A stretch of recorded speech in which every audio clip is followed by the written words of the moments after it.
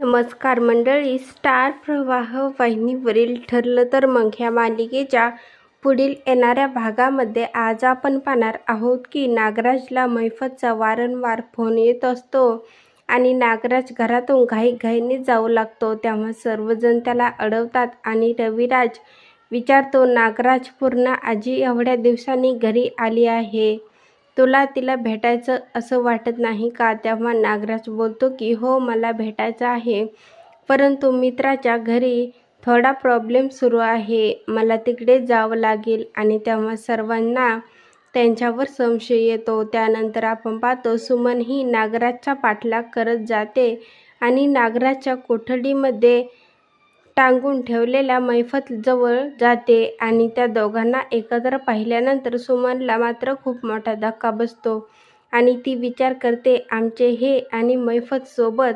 त्यानंतर ती लगेच सायलीला फोन करते आणि आपण पाहतो सुभेदारांच्या घरी नवीन वर्षाचे केक कापून स्वागत केले जाते. डीजेच्या आवाजामुळे सायलीला फोनचा आवाज येत नाही आणि सायली ही उशिरा फोन रिसीव्ह करते. तेव्हा सुमन ही सायलीला सांगते की सायली, मी तुला जे काही सांगत आहे ते लक्ष देऊन ऐक. आणि ती सायलीला मैफत आणि नागराजच्या विषयी सांगते. तेव्हा सायलीला देखील खूप मोठा धक्का बसतो.